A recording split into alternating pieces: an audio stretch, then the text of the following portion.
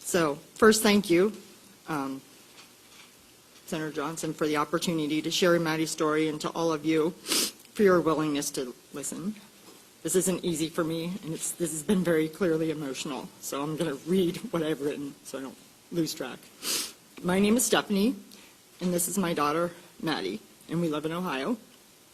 On January 20th, Maddie received her second dose of the Pfizer COVID vaccine as a participant in the clinical trial for 12 to 15-year-olds. All three of our kids volunteered and were excited to participate in the trial as a way to help us all return to normal life. My husband works in the medical field, and I have a degree in electrical engineering. We are pro-vaccine and pro-science, which is why we agreed to let Maddie and her two older brothers volunteer for the trial.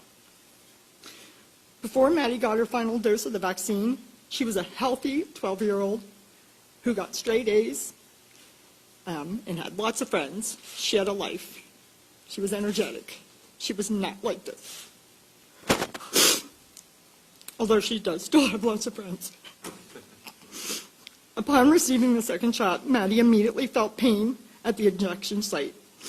And over the next 24 hours, she developed severe abdominal and chest pain. And the way she described the chest pain, and I quote, "It feels like my heart is being ripped out through my neck." She had painful electrical shocks down her neck and spine that forced her to walk hunched over. She had extreme pain in her fingers and toes. It actually made them turn white, and they were cold whenever you touched them. She had edema. So my husband immediately took her to the ER as instructed by the vaccine trial nurse administrator, which is what we were instructed to do. Her blood was taken for a renal profile and tested. She was checked for appendicitis, which she did not have, and given an IV with some medicine and sent home. However, in the discharge papers from the Children's Hospital ER that she went to, the diagnosis stated adverse effect of vaccine initial encounter. This would be the only time that that was written in her medical charts, but it's in there.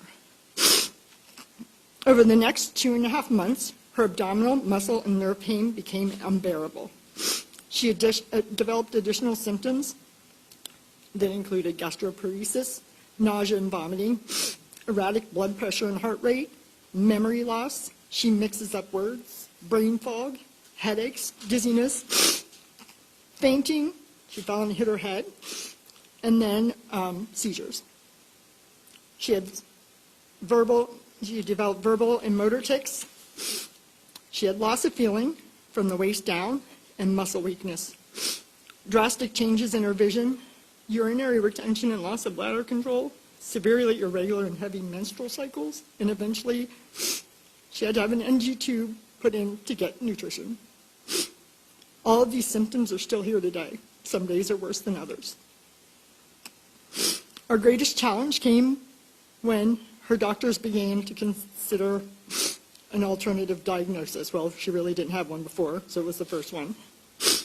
So, like everybody else, she had lots of tests, but not nearly as many tests as everybody else when she's a child. Why didn't they do this? All those tests on her?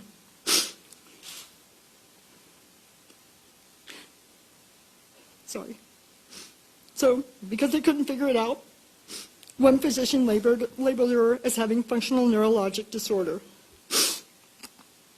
saying it was due to anxiety. This concerned us, and we didn't agree with it because she doesn't have anxiety. Look at her.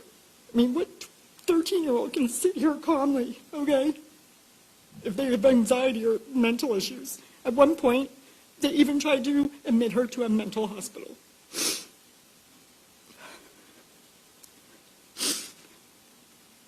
So we did seek additional medical opinions, some of which came from this group.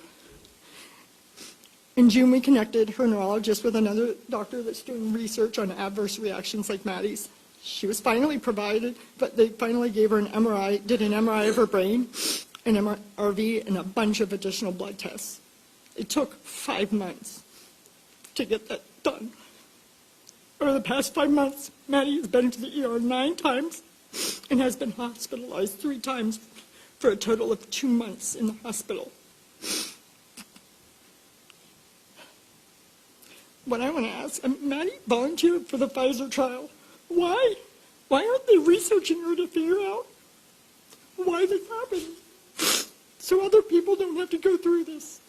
Instead, they're just saying it's mental. If anybody's mental, it's me. So today our journey as parents to help our daughter Maddie continues. All we want is for Maddie to be seen, heard, and believed, because she has not been.